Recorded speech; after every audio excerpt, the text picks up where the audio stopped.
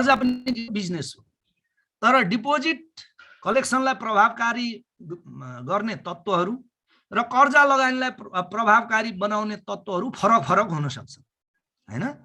यसकारण तथ्यको आधारमा तिनीहरूको प्रक्रिया निर्धारण गरेमा समग्र बैंकको प्रभावकारिता वृद्धि भई लागत कम हुने र सेवाको गुणस्तरीयता समेत कायम हुन्छ। र कुन फ्याक्टरले डिपोजिटलाई इफेक्ट गर्छन्, कुन फ्याक्टरले कर्जालाई इफेक्ट गर्छन्, कुन फ्याक्टरले रेमिटान्सलाई इफेक्ट गर्छन्, कुन फ्याक्टरले बैंक ग्यारेन्टी एलसीलाई इफेक्ट गर्छन्, तिनीहरूका फ्याक्चुअल डाटाको आधारमा यदि हामीले निर्णय गर्यौं भने के हुन्छ, खर्च चाहिँ बढ्न पाउँदैन, खर्च कटौती हुने सम्भावना बढ्छ र यसले बढी नाफामूलक क्षेत्रलाई बढी प्राथमिकता दिई लागत घटाउन सकिन्छ। कुन एरियाले तपाईलाई बढी तपाईको नाफा दिइरहेछ त्यसमा बढी इन्भेस्टमेन्ट गर्न सक्नुहुन्छ।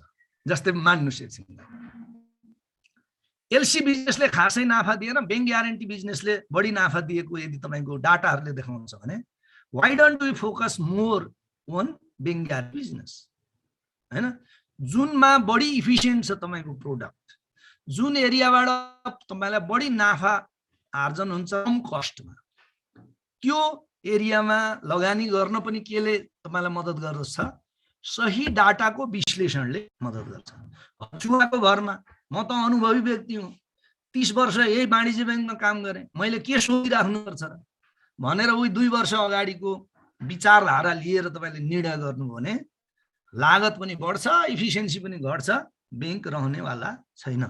बैंक किनभने धेरै कम्पिटेटिभ एरिया भइसक्यो हैन। त के भयो, अब अझ लास्टमा मैले भन्दै छु, यसले बढी नाफामूलक क्षेत्रलाई बढी प्राथमिकता दिई लागत घटाउन सकिन्छ किनभने तपाईसँग डाटा छ, फ्रेश डाटा हो। लास्ट पोइन्ट अत्यन्त उपयोगी पोइन्ट छ, लास्ट लाइन, यस प्रयोजनका लागि अनुभवी र क्षमतावान व्यक्तिहरूको समूहले संयुक्त रूपमा कार्य गर्नुपर्छ। भनेको बेस्ड निर्णय गर्नु पर्यो हैन, टिम बेस्ड, त्यसमा पनि क्षमता पनि भएका, एक्सपिरियन्स पनि भएका, क्षमता पनि भएका, एक्सपिरियन्स पनि भएका व्यक्तिहरूले फेरि एक्लै हैन के समूहमा निर्धारण गर्नुभयो भने यो चाहिँ तपाईको निर्णय सही हुन्छ, जसले के गर्छ, खर्च कटौती गर्न, बढी प्रफिटेबल क्षेत्रमा लगानी गर्नमा तपाईको निर्णय केन्द्रित हुन मद्दत गर्छ।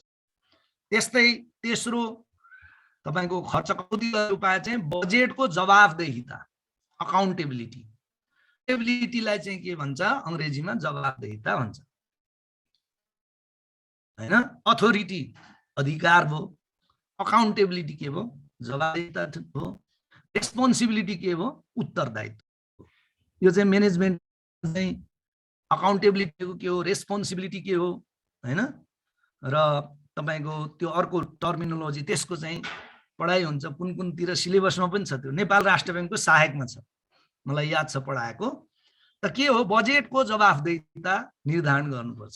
बजेट बनाउनु भयो त्यतिकै त्यसलाई टुहुरो छोड्नु भएन। अब यो जवाफदेहिता निर्धारण गर्ने भनेको चाहिँ के हो त, व्यवसायको लागि समग्र रूपमा बजेट निर्धारण गरी सोको आधारमा विभिन्न इकाइको लागि बजेट निर्धारण गर्ने भनेको नेपाल बैंक लिमिटेडको होलिस्टिक अप्रोच बनाउने केन्द्रले। मान्नुस् कर्जाको मात्रै लिऊ एकछिनलाई उदाहरण, नेपाल बैंक लिमिटेडले यो वर्ष 10 अर्ब कर्जा वृद्धि गर्ने भन्ने बजेट बनायो। अब त्यो बजेटलाई के गर्नु पर्छ त, विभिन्न शाखाका लागि टुक्र्याउने, विभिन्न शाखा, केन्द्रीय कार्यालयका विभागहरू, केन्द्रीय कार्यालयको कर्पोरेट विभागले यति लगानी गर्ने, कृषि विभागले यति लगानी गर्ने, कन्ज्युमर लोन डिपार्टमेन्टले यति गर्ने, फलानु शाखाले यति गर्ने भनेर त्यो 10 अर्बलाई तपाईले के गर्नु पर्यो, टुक्र्याउनु पर्यो। यदि निर्धारण गरिएको बजेटको प्रभावकारिता अध्ययन गरी आगामी वर्षको बजेट निर्धारण गर्ने, यो वर्षको हिस्टोरिकल डाटालाई हेरेर कति प्रभावकारी भयो त। मान्नुस् न, नेपालगञ्ज शाखाको लागि तपाईले 20 करोड कर्जा बढाउने भन्नुभएको थियो, तर उसले 10 करोड मात्रै गर्यो भने आगामी वर्षको बजेटमा 20 करोड राख्नु भएन। रियलिस्टिक अप्रोचमा जानु पर्यो हैन।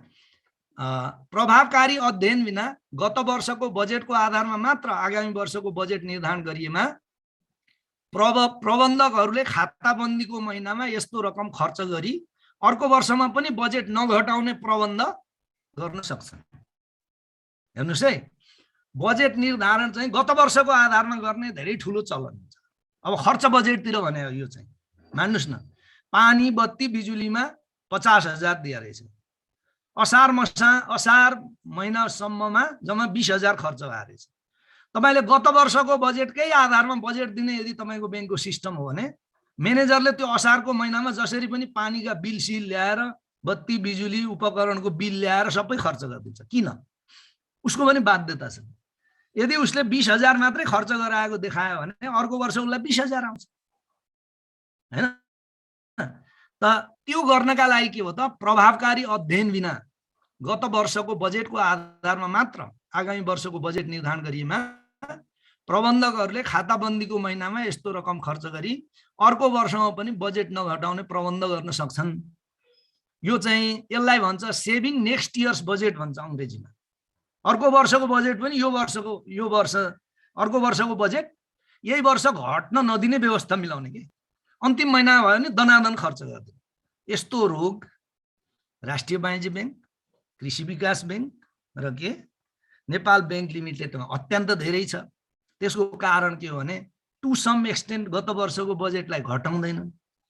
टु सम एक्सटेन्ट त्यहाँ कस्तो मनस्थिति छ भने वीरगञ्ज भनेको ठुलो ठाउँ हो, मान्नुस्, उदाहरण मात्र दिएको मैले।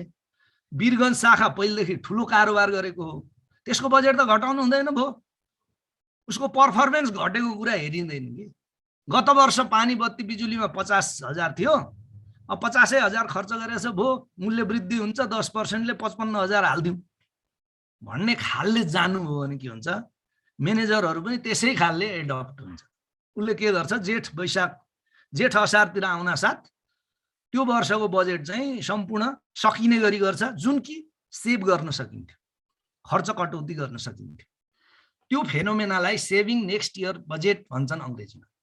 वर्षान्तमा यसरी गरिने खर्च बचत गर्न सकिने खालको हुन्छ, जुन दनादन करोडौं रुपियाँ हुन्छ। यो यदि तपाईले मिहिन रूपले हेर्नुभयो भने 200-300 शाखाबाट खर्च हुन्छ, एउटा शाखाबाट 20,000 बढी खर्च भयो, जुन कि बचाउन सकिन्थ्यो भने 200 खाता 200 एउटाको कति भयो, 4 करोड हुन्छ हैन कि 40 लाख हुन्छ।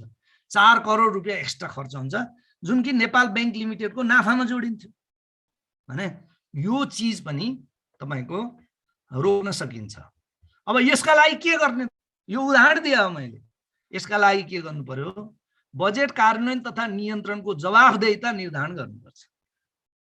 त्यहाँको एकाउन्ट जुन प्रबन्धक हो त्यसलाई चाहिँ जवाफदेही बनाउनु पर्छ। जवाफदेही भनेको के हो, माथि सीईओ ले उठाएर प्रश्न गर्दा उसले रिजनेबल जवाफ दिन सक्नुपर्छ। यो खर्च गर्ने अधिकार शाखा प्रबन्धकलाई दिएछ, यसको जवाफदेहिता तपाईको हो, शाखा प्रबन्धकको हो भनेपछि तपाईको के हुन्छ भन्दा अब सीईओ ले प्रश्न गर्न सक्छ, ए म्यानेजर साहब वैशाखमा तपाईको पानी बत्ती बिजुलीको खर्च कति? सर 5,000। कार्तिकमा कति? सर 4,500। फागुनमा कति? सर 5,000। अनि असारमा किन 20,000 भन्ना साथ उसको बोली बन्द हुन्छ। उसले जवाफ दिनुपर्छ। भोलि क्वेशन उठ्यो भने जवाफ दिनुपर्छ।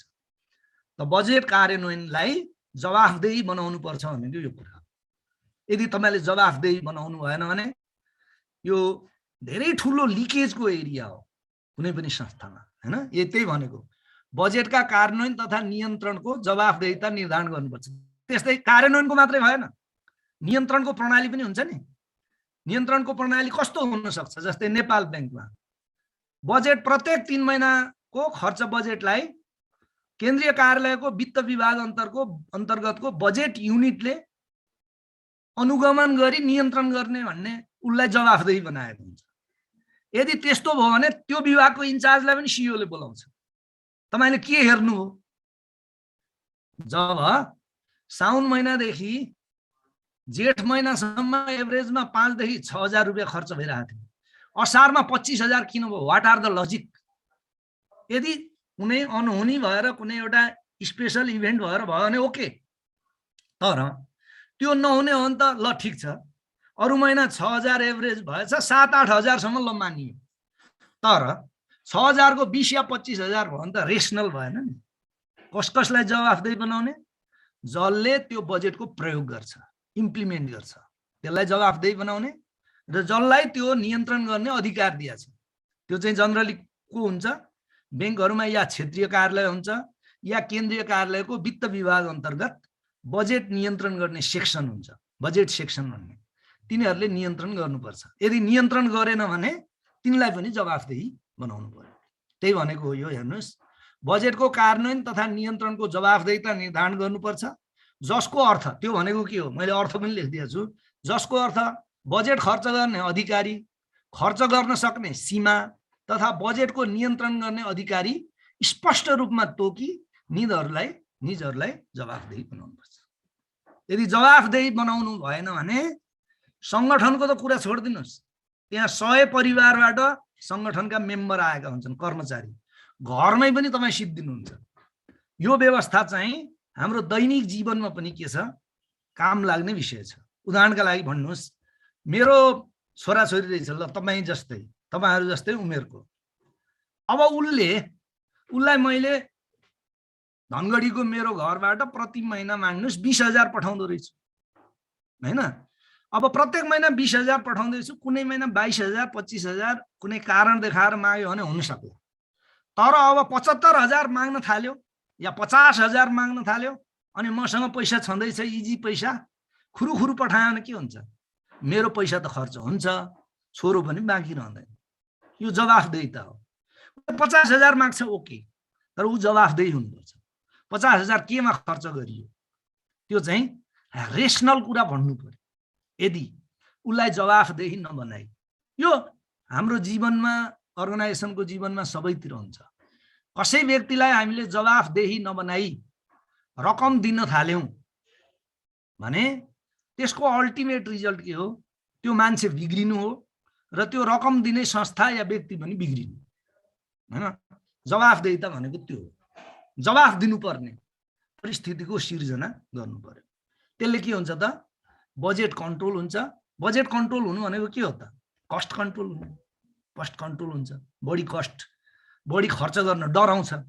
एकचोटि सिइओले बोलाएर हड्काइदियोस् त, सिइओको चेम्बरमा म्यानेजरलाई, तपाईले प्रत्येक महिना पानी बत्ती बिजुलीमा 5,000 खर्च गर्नुभएको थियो, असारमा 25,000 किन भनेर यति मात्रै सोधिदिनुस् त, पोइन्टमा पिसाब फेर्छन्। त्यो भनेको के हो? तपाईको नियन्त्रण गर्न खोज्या हो, जवाफदेहिता खोज्या हो।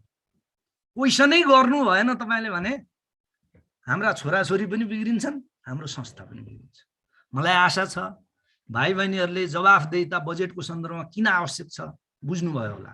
र लेख्ने कुरा, तपाईले जाँचमा लेख्ने जस्तो कुरा, यी उदाहरण त मैले तपाईलाई सम्झाउन दिएका हुन्। जाँचमा लेख्ने कुरा टेक्स्टमा दिएको छु, जुन कि तपाईले स्क्रिनमा हेरिराख्नु भएको छ। अब अर्को उपाय हेरौँ के रहेछ त? अर्को उपाय हो लागतको प्रमुख स्रोतमै लागत कम गर्ने प्रयत्न गर्ने, हैन? जुन ठाउँमा चाहिँ लागत हुने हो नि, त्यो लागत हुने ठाउँमै यसलाई कन्ट्रोल गर्ने या कम गर्ने प्रयत्न गर्ने। अब यो भनेको के हो? अब यो भनेको अघि मैले एकछिनमा भन्छु भाइ बहिनी हो, बजेटिङका विभिन्न विधि छन् भनेर। यसलाई मैले के भनेको छु? Target cost at their source. कस्टलाई चाहिँ जुन ठाउँमा त्यो कस्ट लाग्ने हो त्यही ठाउँमै हिट गर्ने हो, त्यही ठाउँमै त्यसलाई बढी डेभिएट हुन नदिने हो। अब त्यो भनेको के हो? यसका लागि ब्याङ्कले bottom up zero based budgeting approach लागू गर्न सक्छ। अब यो बजेटको अप्रोच हो। बजेटिङ गर्ने विभिन्न विधि छन्, त्यो मध्ये के हो? एउटा जिरो बेस्ड बजेटिङ हो, एउटा बटम अप बेस्ड बजेटिङ हो। अब यो बजेटिङ अलिअलि पनि पढ्नुभएको छ कसैले भने यी टर्मिनोलोजी तपाईले कुनै न कुनै बेला सुनेका टर्मिनोलोजी हुन्, तर म अलिकता यी के हुन् म तपाईलाई रिमाइन्ड गराउन चाहन्छु। जस्तै बजेटको बटम अप अप्रोच भनेको के हो भने, अब बजेट खर्च कहाँ हुन्छ त? ब्याङ्कमा मोस्टली शाखा कार्यालयमा हुन्छ।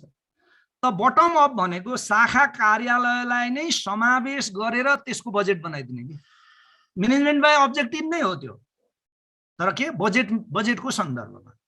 जस्तै शाखा कार्यालय तपाईँ नेपालगञ्जको बजेट बनाउँदै हुनुहुन्छ भने नेपालगञ्जका कर्मचारीलाई राखेर इन्टरेक्सन गरेर on the basis of logic तपाईले बजेट बनाइदिनु पर्छ। त्यो गर्नुभयो भने के? तपाईले स्रोतमै तपाईको कन्ट्रोल गर्नुभयो। यो कस्तो थियो एउटा म तपाईलाई उदाहरण दिउँ। राष्ट्रिय वाणिज्य ब्याङ्कमा कुनै बेला के थियो, नेपालका धेरै जसो पहाडमा बिजुली थिएन।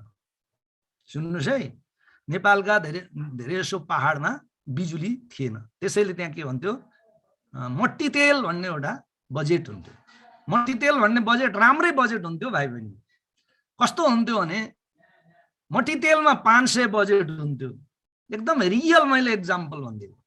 पहाडमा वास्तवमा मट्टी तेलको प्रयोग गरिन्थ्यो। पेट्रोमेक्स हुन्थ्यो, क्लोजिङको बेला पेट्रोमेक्स बाल्नु पर्थ्यो, लालटिन बाल्नु पर्थ्यो, त्यसको प्रयोग हुन्थ्यो किनभने बिजुली थिएन।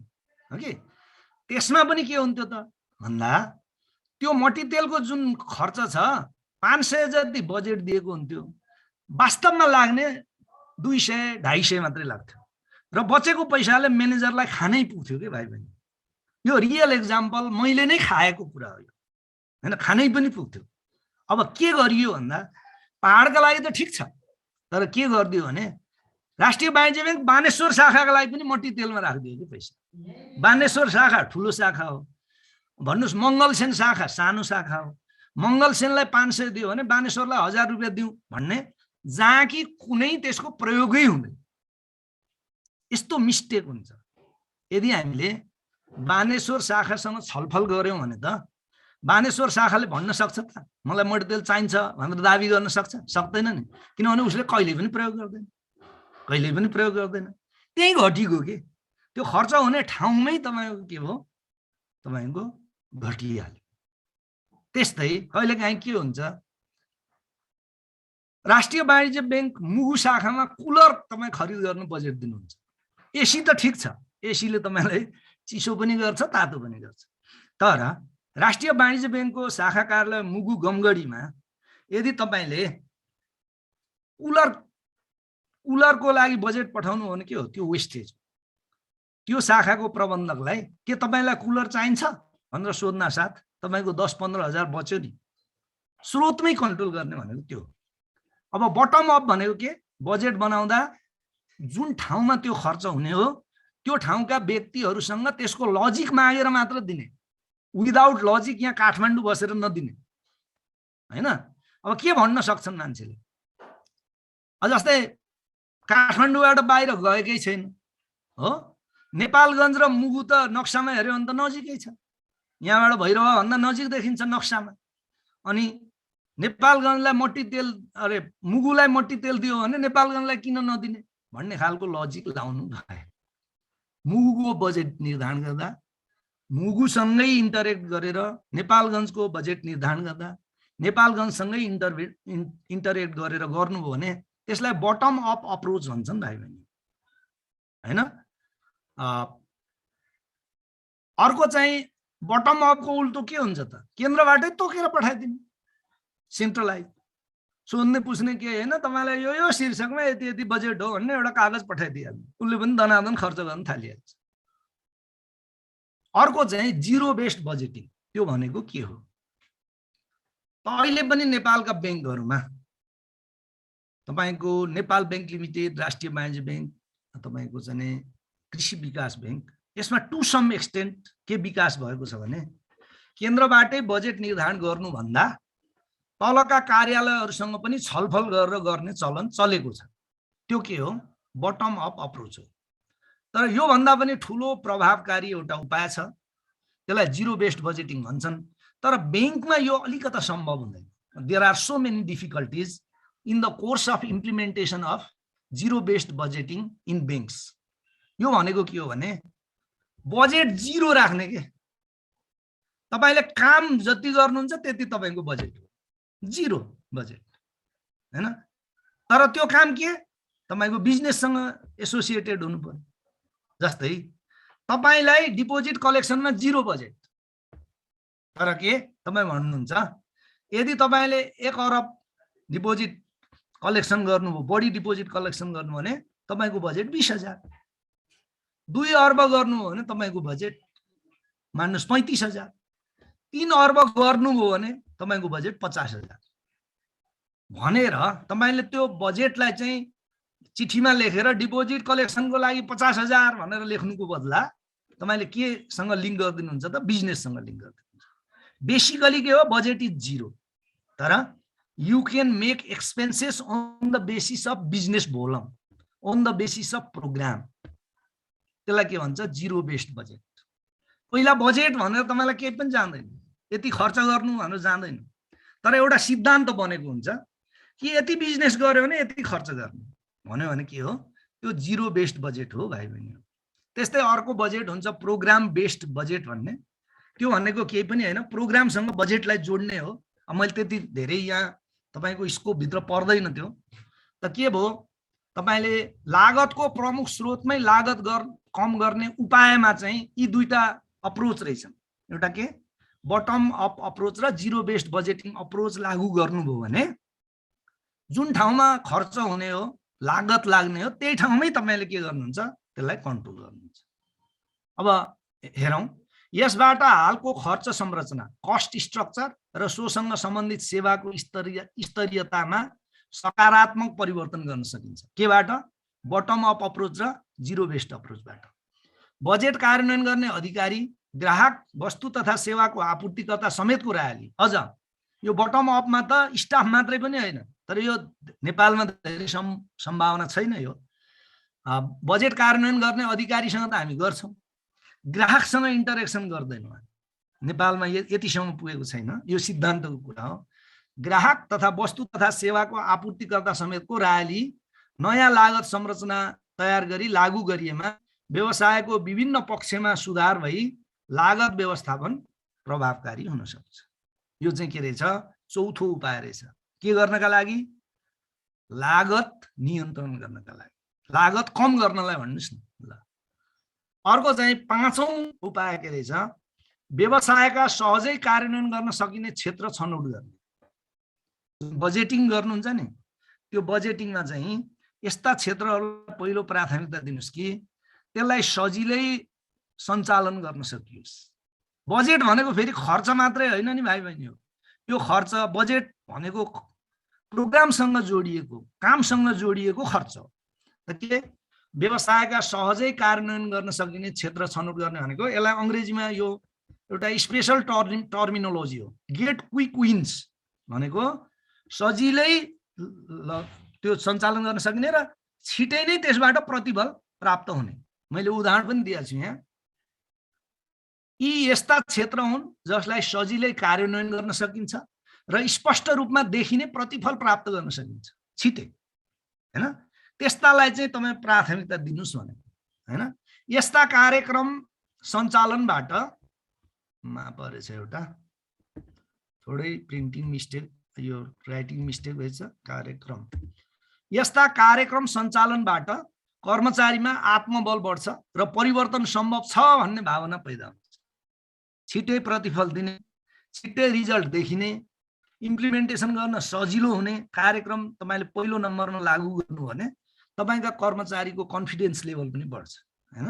यस्ता कार्यक्रम सञ्चालनबाट कर्मचारीमा आत्मबल बढ्छ र परिवर्तन सम्भव छ भन्ने भावना पैदा हुन्छ कि चेन्ज इज पोसिबल, हैन? मान्छे धेरै जसो के छ, चेन्ज रुचाउँदैन धेरै मान्छेले, हैन? एउटा शब्द छ इनर्सिया भन्ने, यो फिजिक्सको शब्द हो भाइ बहिनी हो। त्यो भनेको के, मान्छे होस्, प्रकृतिको जुनसुकै वस्तु होस्, त्यो जुन आफ्नो जुन अवस्थामा छ त्यही अवस्थामा रहिरहन मन पराउँछ, चेन्ज हुन मन पराउँदैन। त्यो मान्छेको मात्रै होइन, कुनै ढुङ्गोको कुरा गर्नुस्, माटोको कुरा गर्नुस्, ढुङ्गो पनि हामीले या कुनै चिजले नचलाएसम्म आफ्नै ठाउँमा रहिराख्छ नि।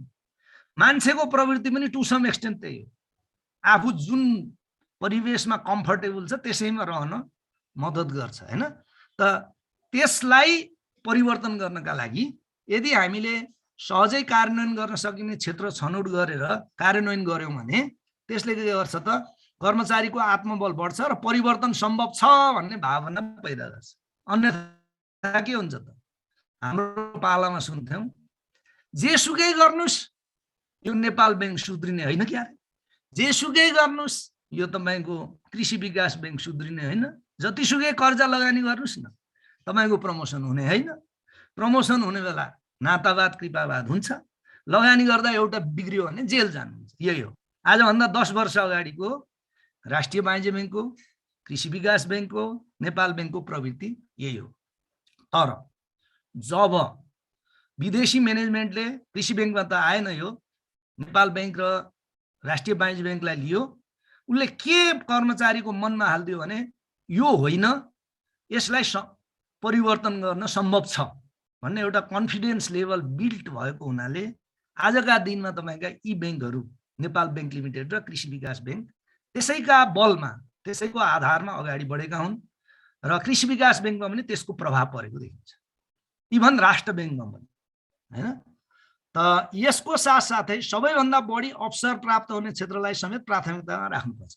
अब यति मात्रै गरेर हुँदैन, छिटो परिणाम देखिनेलाई चाहिँ प्रयोग गर्नु पर्यो, इम्प्लिमेन्ट गर्नु पर्यो। त्यसले के गर्छ त, छिट्टै परिणाम पनि देखाउँछ, कर्मचारीको आत्मबल बढाउँछ र तपाईको गरे हुँदो रहेछ भन्ने भावना देखाउँछ। त्यतिले मात्रै पुगेन, के पनि गर्नु पर्यो भने त्यो भन्दा ठुलो अवसर भएको बिजनेसमा पनि केही हात हाल्नु पर्यो के। अब मैले उदाहरण दिन्छु तपाईलाई। उदाहरणको लागि कुनै बैंक शाखाको लागि उपभोक्ता कर्जा सुरु गर्नु वा वृद्धि गर्नु सहजै कार्यान्वयन गर्ने क्षेत्र हुन सक्छ। उपभोक्ता कर्जा भनेको के हो, तपाईको चाहिँ नि गाडी कर्जा, शैक्षिक कर्जा, सुन कर्जा, यसलाई हामी उपभोक्ता कर्जा भन्छौँ नि। पर्सनल ओडी कर्जा, मैले पटक पटक भने उपभोक्ता कर्जा के छ त, सजिलै लगानी गर्न सकिन्छ, छोटो अवधिको हुने हुनाले सजिलै तपाईको असुली गर्न सकिन्छ। त्यसले गर्दा के हुन्छ, मान्नुस् कुनै एउटा शाखा अत्यन्त घाटामा गएको शाखा थियो, पहिलो वर्ष नै उसले के गर्यो, यो सजिलै परिणाम देखिने क्षेत्रमा उसले जोड दियो, सुन लगानी गर्यो, गाडी लगानी गर्यो, पर्सनल घरहरूमा लगानी गर्यो, आवासीय घर लगानी गर्यो। के भयो, एक वर्षपछि नै के हुन्छ, त्यसको रिजल्ट देखिन्छ र बाइ द वे त्यो शाखा नाफामा गयो भने यस्तो ठाउँको शाखा पनि नाफा गर्न सकिने रहेछ नि भनेर त्यो टिमको त आत्मबल बढ्छ नि। त्यसलाई भनेको गेट क्विक विन्स भने। तर त्यसका अतिरिक्त के, लामो अवधिमा ठुलो अपर्च्युनिटी भएको एरियालाई पनि हामीले छोड्नु हुँदैन, हैन। जस्तै त्यही भनेको हो। उदाहरणका लागि कुनै बैंक शाखाको लागि उपभोक्ता कर्जा सुरु गर्नु वा वृद्धि गर्नु सहजै कार्यान्वयन सकिने क्षेत्र, गेट क्विक विन्स हुन सक्छ भने project loan, real estate loan जस्ता क्षेत्रमा लगानी गर्नु ठुलो अवसर हुन सक्छ। त्यो भनेको के, भविष्यमा त्यसबाट के हुन्छ, ठुलो आम्दानी प्राप्त हुन्छ।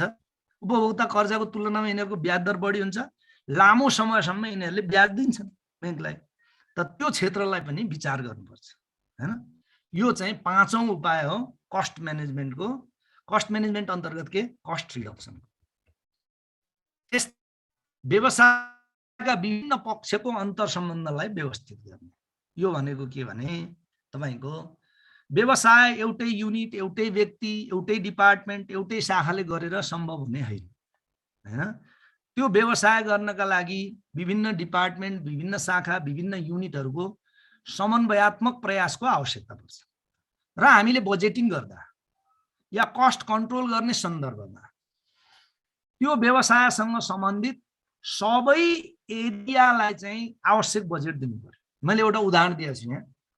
बैंकको एउटा विभाग वा कार्यालयले गर्ने कार्य अर्को विभाग वा कार्यालयको लागि महत्त्वपूर्ण हुन्छ। अब भनौँ न, तपाईले भन्नुभयो कोलपुर शाखालाई तपाईले कर्जा 5 अरब बढाउनै पर्छ भन्नुभयो, तर मान्नुस् केन्द्रीय कार्य, त्यो कसले भन्यो, कर्जा विभागले भन्यो, केन्द्रीय कार्यालयको कर्जा विभागले भन्यो कि तपाईको यो वर्षको टार्गेट चाहिँ 5 अरब हो, 5 अरब कर्जा तपाईले बढाउनै पर्छ, न त तपाईको खैरियत छैन, तपाईको सरुवा चाहिँ कालीकोट शाखा हुन्छ भन्यो। तर के गरिदियो, एचआर डिपार्टमेन्टले मान्छे दिएन, या भन्नुस् भएका मान्छे पनि यत्र तत्र सरुवा गरिदियो भने के हुन्छ, सक्छ त उसले, सक्दैन नि। यो के हो, कोअर्डिनेटेड इफोर्ट हुन्छ। त के भयो, व्यवसायका विभिन्न पक्षको अन्तर सम्बन्धलाई व्यवस्थित गर्नुपर्छ कस्ट कन्ट्रोलको लागि। के गर्नु पर्यो, बैंकको एउटा विभाग वा कार्यालयले गर्ने कार्य अर्को विभाग वा कार्यालयको लागि महत्त्वपूर्ण हुन्छ। उदाहरणका लागि केन्द्रीय कार्यालय कर्जा विभागले गर्ने कामले शाखा कार्यालयहरूले गर्ने गुणस्तरीय कर्जा लगानी तथा व्यवस्थापनमा ठुलो प्रभाव पार्छ। यसकारण गुणस्तरीय कर्जा लगानीका लागि शाखा कार्यालयलाई मात्र उचित बजेटको व्यवस्था गरेर पुग्दैन, कर्जा विभागलाई समेत कार्यक्रमको आधारमा उचित मात्रामा बजेटको व्यवस्था गर्नुपर्छ। त्यो गर्नुभयो भने मात्रै कस्ट कन्ट्रोल हुन्छ। तपाईँ 5 अरब गर्नुस्, तपाईँको लागि चाहिँ 1 करोड कर्जा हो, 1 करोड बजेट हो भनेर कोलपुरलाई चाहिँ दिनुभयो। यता केन्द्रीय कार्यालयलाई इग्नोर गर्नु भने के हुन्छ? समयमा लिमिटै जाँदैन, समयमा फाइलै स्वीकृत हुँदैन, समयमा अनुगमनै हुँदैन। अनि 5 अर्ब लगानी भए पनि के हुन्छ त? धेरै जसो खोला नाला धितो राखेर 1 वर्षपछि पार्टीहरू सबै गायब हुन्छ। त के हो यो बैंकिङ बिजनेस? कुनै पनि बिजनेस के हो? एउटा कोअर्डिनेटेड इफोर्ट हो, सबैको सामूहिक प्रयासमा सम्भव हुने कुरा हो। र बजेटलाई पनि के हो? सामूहिक रूपमा हेर्नुपर्छ। त्यो गर्नु हो भने के हुन्छ? खर्च कटौती हुन्छ, कस्ट म्यानेज हुन्छ। त्यस्तै अर्को हो प्रभावकारी सञ्चार, इफेक्टिभ कम्युनिकेसन सिस्टम हुनुपर्छ तपाईको अफिसमा। त्यो भनेको के हो? संस्थाको लक्ष्य प्राप्त गर्न उचित किसिमले बजेटको कार्य गर्न आवश्यक नीति तथा बजेटको बारेमा सम्बन्धित कर्मचारीलाई समयमै सूचित गर्नुपर्छ। भन्नुभयो तर बजेट पठाइदिनु भयो दशैंपछि, कहाँबाट कोलपुरले तपाईको 5 अरब गर्छ? 5 अरब गर्नु छ भने साउनको पहिलो हप्तामै तपाईले बजेट पठाइदिनु पर्यो नि। त्यो के हो? कम्युनिकेसन हो। तपाईको यसपालिको लक्ष्य 5 अर्ब हो, 5 अर्बको लागि हामीले तपाईलाई 25 लाख बजेट दिया छौं, त्यो बजेट खर्च गर्नुस्, 5 अर्ब लगानी गर्नुस् भनेर साउनकै पहिलो हप्तामा स्पष्टसँग भनिदिनु भयो भने न उसले गर्छ। अब लक्ष्य चाहिँ दिनुभयो 5 अर्ब, बजेट जान्छ, यो रियल कुरा हो, बजेट जान्छ मङ्सिरको महिना, अनि 8 महिनामा 7 महिनामा कसरी गर्छ यो कुरा हो। हेर्नुस्, यहाँ संस्थाको लक्ष्य प्राप्त गर्न उचित किसिमले बजेटको कार्य गर्न आवश्यक नीति तथा बजेटको बारेमा सम्बन्धित कर्मचारीलाई समयमै सूचित गर्नुपर्छ र सूचना प्रष्ट र बुझिने हुनुपर्छ, जसले निर्धारित कार्यक्रम समयमै सञ्चालन गरी लक्ष्य हासिल गर्न सकिन्छ र लागत समेत कम गर्न सकिन्छ। त यी रहेछन् भाइ बहिनी हो तपाईको बैंकमा खर्च कटौती गर्ने या लागत कटौती गर्ने उपायहरू। हामीले नेपाल बैंक लिमिटेडको 4 तहमा एउटा सिलेबसमा टपिक छ। त्यो अन्तर्गत के छ भाइ बहिनी भन्दा credit management, deposit management, cost management र रिस्क म्यानेजमेन्ट भनेको छ। 4 तहमा तपाईले सिलेबसमा हेर्नुहुन्छ। अब क्रेडिट म्यानेजमेन्टको कुरा हामीले गरिसकेका छौं, म यो नोटमा ल्याएर राखिदिन्छु। त्यस्तै डिपोजिट म्यानेजमेन्टको कुरा हामीले डिटेलमा गरिसकेका छौं, त्यो पनि यो नोटमा राखिदिन्छु। र कस्ट म्यानेजमेन्टको कुरा आज गऱ्यौं। अब बाँकी के छ त? रिस्क म्यानेजमेन्ट छ। त्यो रिस्क म्यानेजमेन्ट फेरि नेपाल बैंकको मात्रै हैन, त्यो चाहिँ कृषि विकास बैंक, नेपाल बैंक र राष्ट्रिय वाणिज्य बैंक सबैको कोर्समा छ। अब हामी यसपछि भाइ बहिनीको म क्वेरी लिन्छु, कस्ट म्यानेजमेन्ट बारेका क्वेरी, र हामी रिस्क म्यानेजमेन्टतिर जान्छौँ मात्रै हैन, सबैको कमन त्यो टपिक हो। अब म पहिला एकछिन तपाईहरुका च्याट बक्स हेर्छु।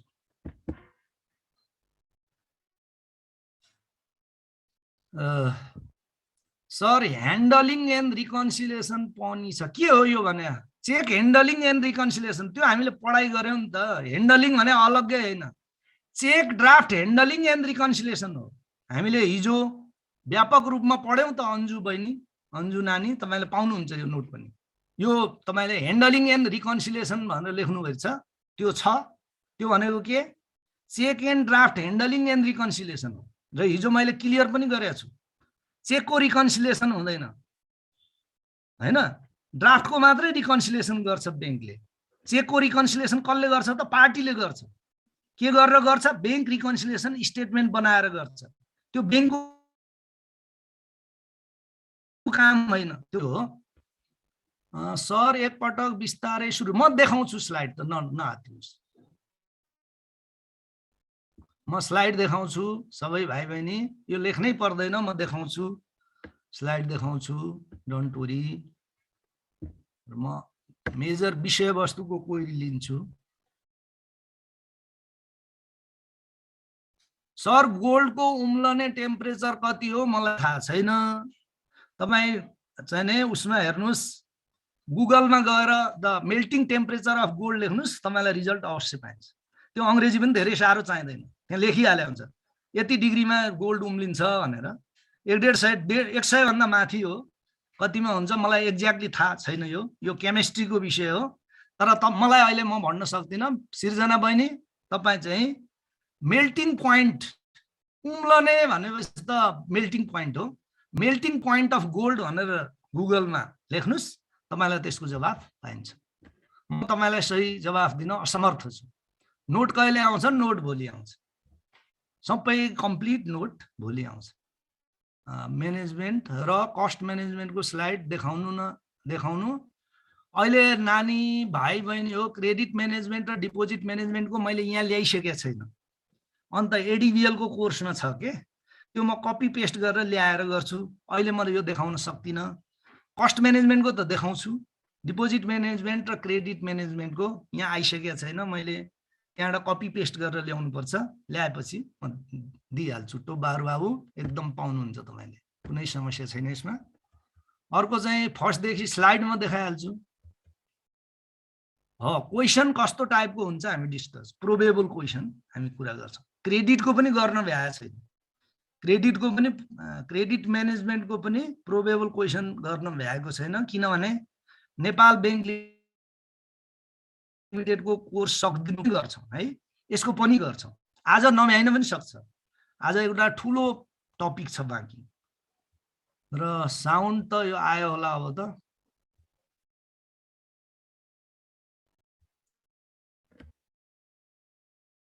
यस, मैले पढाउने चाहिँ सकिन्छ, तर के छ कि यहाँ चाहिँ यो नोटमा चाहिँ पुरै यहाँ आइसकेको छैन। मैले पढाउनु पर्ने जुन कि नेपाल बैंक लिमिटेड, कृषि विकास बैंक र राष्ट्रिय वाणिज्य बैंकको कोर्समा छैन, ती कुरा सकिने हो। अरू पढाइ भइसकेको छ। के पढाइ भइसकेको छ?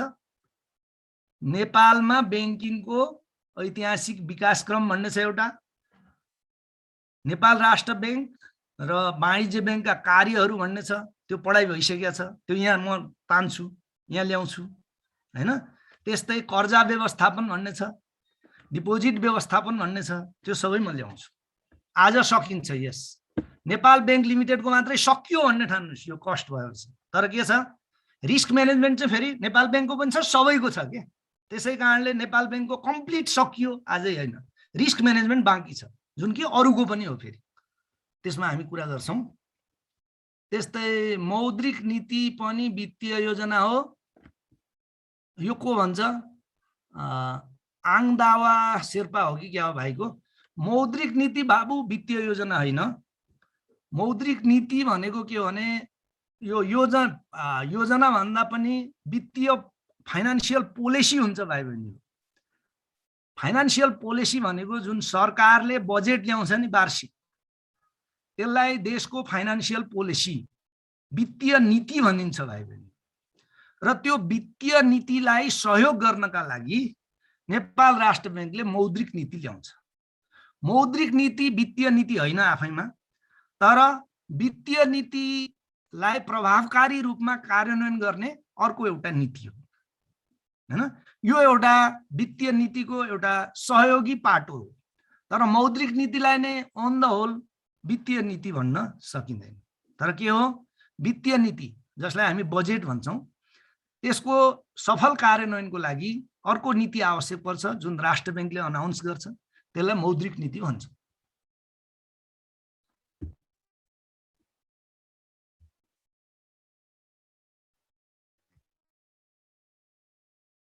यो त हिजोकै कुरा हो, यो हिजोको कुरा हो। यो हेर्नुस् कति क्यारेटमा कति ग्राम हुन्छ, के यो मलाई थाहा छैन। म थाहा नभएको कुरा तपाईलाई कहाँ दिउँ भने, सुन चाँदीको वेट, सुन चाँदीको लक्षण गुणको अर्को एउटा क्लास हुन्छ। सुन चाँदीको नाप गर्ने तरिका, त्यसको घनत्व, सुन चाँदी कसरी चिन्ने, जेन्युइन हो कि होइन भनेर एउटा अलग्गै टपिक छ, जो कि त्योसँग सम्बन्धित विज्ञ व्यक्तिले भन्नुहुन्छ। मलाई थाहा हुँदैन, यो एउटा टपिक छ, त्यसबाट आउँछ, क्वेसन पनि आउन सक्छ। इन्स्टिट्युटले तपाईहरुलाई त्यसको सेवा दिन्छ मलाई लाग्छ है। ल, मलाई आशा छ धेरै भाइ बहिनीका क्वेरीहरु मैले सके जस्तो लाग्यो।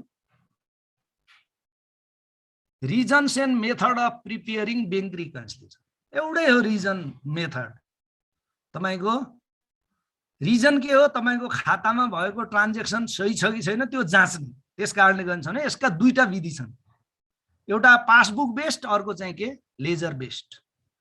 पासबुकलाई पहिलो आधार मानेर लेजरको पोस्टिङ गर्दै गएर पनि गर्न सक्नुहुन्छ, लेजरलाई पहिलो आधार मानेर पासबुकसम्म पुग्ने विधि पनि हुन्छ। दुईटा विधि हुन्छन् यसका। यो अकाउन्टको विषय हो, मलाई कुनै बेला पढेको याद आएर मात्रै तपाईलाई भन्न सकेको हुँ है। त के हो यसको उद्देश्य, के हो तपाईको बैंकसँग गरेको कारोबारको शुद्धता जाँच्ने हो, अरु कुनै पनि उद्देश्य छैन त्यो बाहेक।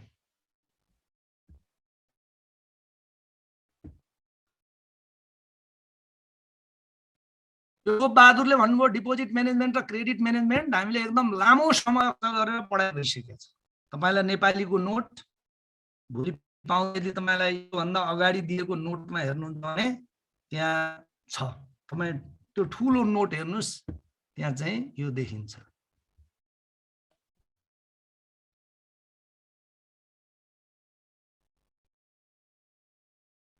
फाइनान्शियल सेक्टर रिफर्म तपाईको सहायकमा छ, यो मलाई लाग्दैन छ,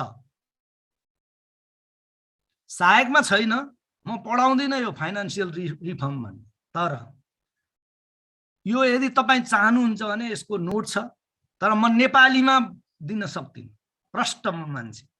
अंग्रेजीमा तपाईलाई नोट चाहिन्छ भने just write me an email, I will be sending you. यो फाइनान्शियल सेक्टर रिफर्म प्रोग्राम चाहिँ सहायक स्तरमा मैले देखेको छैन नेपाल बैंकमा। मसँग तपाईको सिलेबस पनि छ है। अर्को सोध्दै हुनुहुन्छ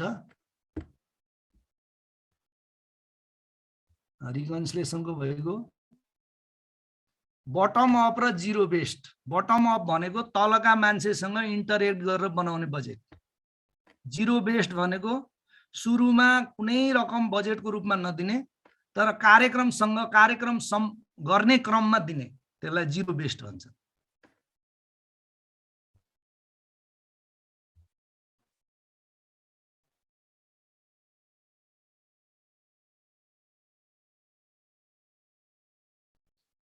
यो वेबले पठाएको पीडीएफमा धेरै कुरा छुटेको छ भन्दै हुन्छ, नआतिनुस्।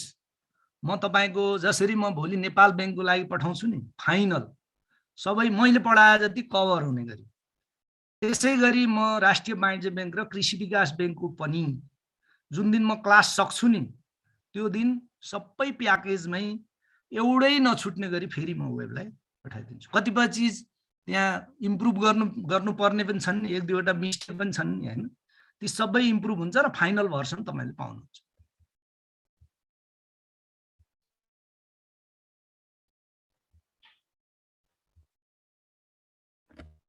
यति हो ल, यति देख्दैछु।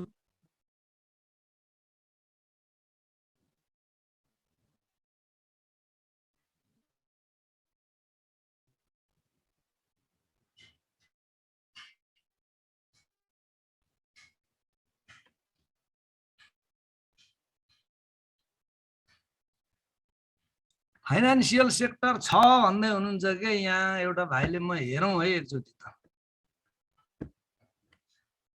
मैले देखिराखेको छैन, मसँग सिलेबस छ। एकछिन जस्ट 1 मिनट।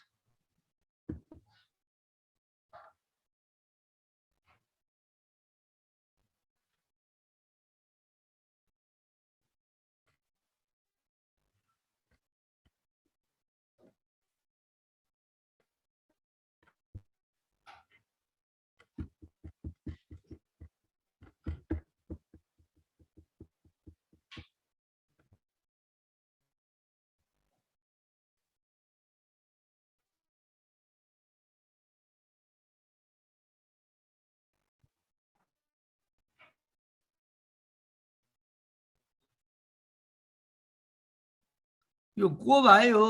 भाइ मैले त देख्दिनँ नि, सुन्दै हुनुहुन्छ? हेलो हेलो गोकुलजी, मेरो आवाज सुनिँदैछ? हेलो गोकुलजी, मेरो आवाज सुनिँदैछ? भाइ बहिनी तपाईले देख्नु भइरहेछ यहाँ? हेलो गोकुलजी, यो स्क्रिन देख्नु भइरहेछ? Hello Sita Acharya, just tell me whether you are looking screen or not. के भयो? हेलो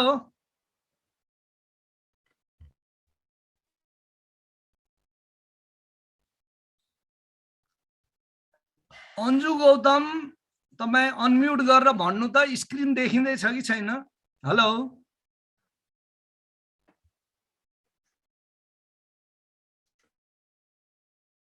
हेलो अन्जु, अन्जु तपाईँ स्क्रिन देख्दै हुनुहुन्छ? देख्नुभएछ अन्जु? त्यहाँ चाहिँ नेपाल बैंक लिमिटेडको सिलेबस देख्दै हुनुहुन्छ? त्यहाँ चाहिँ इकोनोमी, बैंकिङ र अकाउन्टिङको 10 वटा बुँदा छन्। यो नेपाल बैंक लिमिटेडकै वेबसाइटबाट लिएको कुरा हो। अब यसमा त खै फाइनान्सियल सेक्टर रिफर्म प्रोग्राम भनेर कहीँ देख्दिनँ त म। भाइ मलाई देखाइदिनु न प्लिज, कहाँ रहेछ? यहाँ छैन, तल म्यानेजमेन्टमा पनि छैन।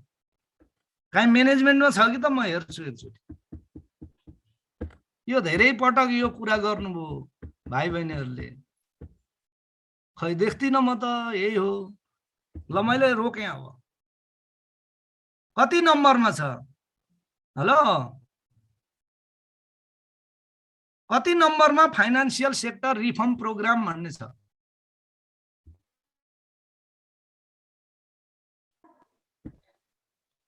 Hello sir. हेलो हजुर, कति नम्बरमा छ सर? एनुअलको त्यो फर्स्ट पेपर छ नि हजुर, 4th लेभलमा। हेलो, फोर्थ लेभलको सेक्सन ए को लास्टमा छ 10 र financial sector reform programming Nepal भनेर। यहाँ म हेर्दैछु, के हो नि त? फर्स्ट पेपरमा होइन, इकोनोमी, बैंकिङ र अकाउन्टिङ भन्ने छ हो? हेलो, इकोनोमी हजुर, इकोनोमी, बैंकिङ र अकाउन्टिङ भन्ने छ हो फर्स्ट पेपरमा। सर त्यहाँ monetary and fiscal policy of Nepal छ नि। कति नम्बरमा भन्नु न मलाई? 10 नम्बरमा छ सर। 10 नम्बरमा 10 नम्बरमा त यहाँ सुन्नु न, 10 नम्बरमा त balance seat, nature, purpose and it's presentation भन्ने छ। हैन सर, त्यहाँ छ यो। तपाईहरुले पुरानो हेर्नु हो। तपाईले इकोनोमी, बैंकिङ र अकाउन्टिङमा हो यो? इकोनोमी, बैंकिङ सर हो। इकोनोमी त्यसको कति नम्बरमा छ भन्नु न? 10 मा छ कि सर? 10 नम्बरमा। यहाँ मसँग भएको त 10 नम्बरमा balance seat, nature, purpose and presentation भन्ने छ त। खै सर, तर त्यो चेक अनि ड्राफ्ट बिल कलेक्सन त तल सेक्सन बी मा छ नि त, फेरि हजुरको माथि नै रहेछ। म अन्जु, म एक नम्बरदेखि सुनाउँछु है त, कहाँ फरक पर्यो तपाईँ सुन्नु है त अन्जु प्लिज। सर सुन्नु न, म्याक्रो इकोनोमिक इन्डिकेटर भन्ने छ पहिलोमा हो हजुर। दोस्रोमा challenges of economic development in Nepal छ हो सर। तेस्रोमा industrial and commercial policies of Nepal छ हो।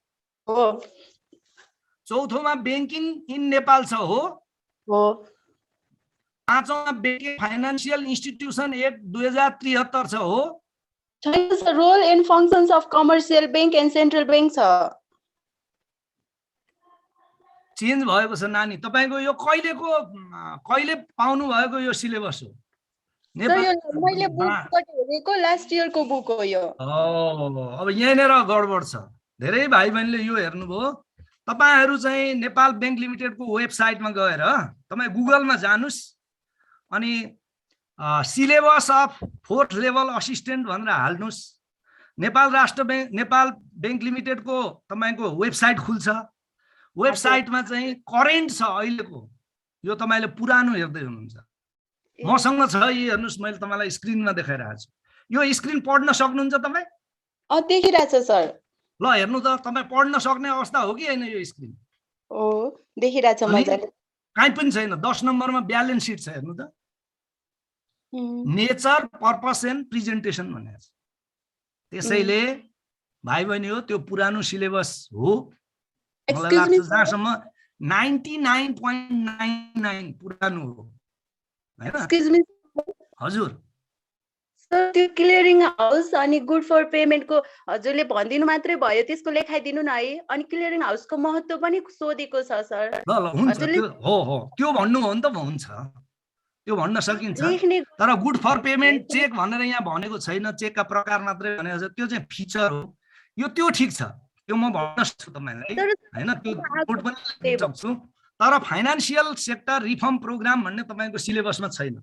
तपाईँ चाहिँ सिलेबस नयाँ हेर्नुहोस्, आजै तपाईँ हेर्नुहोस् नेपाल ब्याङ्क लिमिटेडको वेबसाइटमा गएर त्यो नयाँ हेर्नु होला है त। अब मैले यो बन्द गरेँ, अब म तपाईँलाई हुन्छ ल सर, थ्याङ्क है त्यसरी तपाईँ, किनभने फाइनान्सियल सेक्टर रिफर्म प्रोग्राम अन्त भएको पनि झन्डै 20 वर्ष भइसकेको छ। त्यो चाहिँ त्यही कार्यक्रम सञ्चालन हुने बेला म पनि अधिकृतको रूपमा त्यो टिममा थिएँ भाइ बहिनीहरू, र त्यसको मेटेरियल मसँग छ। यदि तपाईँ चाहनुहुन्छ भने त्यो म दिन सक्छु, तर अङ्ग्रेजीमा छ हैन। अहिले चाहिँ तपाईँको त्यो कोर्समा त्यो छैन, हेर्नु न तपाईँ, हेर्नु, मैले सबै वेबसाइटमा गएर हेरेको कुरा हो। अब पुरानो सिलेबसमा होला र पुरानो किताबबाट त्यो आयो होला है, मलाई जहाँसम्म लाग्छ त्यो कुरा हो। अब म नयाँ कुरातिर जान्छु है त। ल, यो चाहिँ धेरै भाइ बहिनीले भनेको हुनाले के रहेछ भनेर म तत्कालै कन्फिडेन्ट हुन खोजेँ। अब अर्को भाइ बहिनी हो तपाईँहरूको सिलेबसमा के छ त, कर्जा व्यवस्थापन, डिपोजिट व्यवस्थापन र तपाईँको लागत व्यवस्थापनको साथसाथमा जोखिम व्यवस्थापन भन्ने छ। त यो जोखिम व्यवस्थापनको पनि फेरि हेर्नुहोस्, एउटा कुरा म क्लियर गरिदिउँ, जोखिम व्यवस्थापन भनेको एउटा धेरै ठुलो विषय हो। तपाईँ चाहिँ विभिन्न किताबमा यसको भिन्न भिन्न व्याख्या तपाईँ देख्न सक्नुहुन्छ हैन। जस्तै मैले एमबिएसलाई जोखिम व्यवस्थापन पढाउँदिनँ, अर्कै हुन्छ त्यहाँ। एमबिएसलाई म पनि जोखिम व्यवस्थापन पढाउँदा जे तपाईँलाई आज म पढाउँदैछु त्यो पढाइँदैन त्यहाँ। यो चाहिँ के हो, ब्याङ्किङ सेक्टरको जोखिम र यो जति यो कन्टेन्टहरू लिएको छ यो नेपाल राष्ट्र ब्याङ्कको परिपत्र नम्बर निर्देशन नम्बर 5 हो भाइ बहिनी। अब मैले जब यो जोखिम व्यवस्थापन सम्बन्धी कोर्स पढाइसक्छु, आज सकिँदैन यो, भोलि सकिएला, त त्यसपछि के हो भन्दा तपाईँको त्यो भनेको नेपाल राष्ट्र ब्याङ्कको निर्देशन नम्बर 5 पनि पढाइ भएको हो। कृषि विकास ब्याङ्कमा फेरि जोखिम व्यवस्थापन भनेर छैन, नेपाल राष्ट्र ब्याङ्कका निर्देशनहरू भनेर छ। निर्देशन अन्तर्गत 5 नम्बर निर्देशन के हो त, तपाईँको चाहिँ नि जोखिम व्यवस्थापन हैन। अब जो व्यवस्थापन भनेको के हो, यस ब्याङ्कमा के काम हुँदो रहेछ कुरा गरौँ। जस्तै मैले भने जोखिम व्यवस्थापन सम्बन्धी विषयहरू नेपाल राष्ट्र ब्याङ्कको निर्देशन नम्बर 5 मा उल्लेख छ, र त्यो 5 मा जोखिम भनेको के हो भनेको छैन फेरि हैन। त्यसका लागि के हो, जोखिम भनेको के हो भनेर चाहिँ मैले अलिकता एक लाइन तपाईँलाई सम्झाउँछु। जोखिम भनेको तपाईँको तपाईँले अपेक्षा गरेको परिणाम र वास्तविक परिणामको भाइ बहिनी। जोखिम भनेको तपाईँले वास्तविक रूपमा अपेक्षा गरेको र वास्तविक परिणाम बिचको फरक हो। यसलाई यो म्याथमेटिकल डिफिनिसन हो जोखिमको हैन। मान्नुहोस् तपाईँले जाँच दिनुभयो, किनको जाँच दिनुभयो, तपाईँको अपेक्षा के थियो, मैले 80% मार्क्स ल्याउँछु भन्ने अपेक्षा थियो, तर तपाईँको वास्तविक मार्क्स कति आयो, 60% आयो भनेपछि ती दुईटाको फरक नै तपाईँको जोखिम हो कि। जोखिम भनेको वास्तव तपाईँले अपेक्षा गरेको परिणाम र चाहिँ वास्तविक परिणाम बीचको अन्तर हो हैन। त्यो सामान्य जोखिमको एउटा परिभाषा हो। अब जोखिम व्यवस्थापन सम्बन्धमा 5 ब्याङ्किङका लागि के आवश्यक छ। अब हेर्नुहोस्, संस्थाले सामना गर्ने जोखिमको पहिचान, मापन, अनुगमन, व्यवस्थापन, नियन्त्रण र रिपोर्टिङका लागि सुदृढ जोखिम व्यवस्थापन संरचना तयार गरी कार्यान्वयनमा ल्याउनुपर्छ। पहिलो कुरा त राष्ट्र ब्याङ्क के भन्छ, जोखिम व्यवस्थापन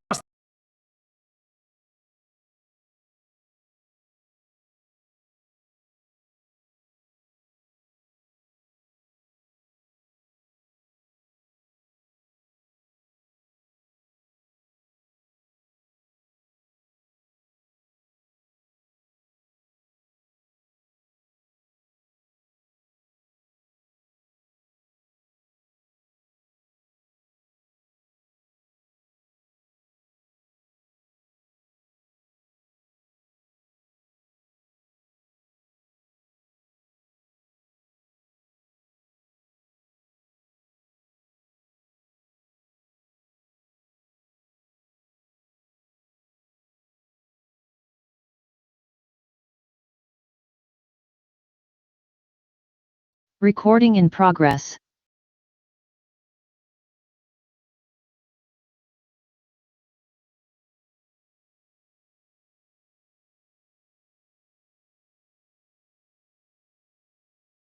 भएन भने चाहिँ तपाईँको सजायको लागि हुन सक्नुहुन्छ है। त के नम्बर कुरा त के रहेछ, जोखिम सम्बन्धी प्रत्येक बैंकमा के हुनु पर्दछ, प्रणाली हुनु पर्दछ। प्रणाली अन्तर्गत चाहिँ के हुनु पर्दछ त, जोखिम पहिलाउने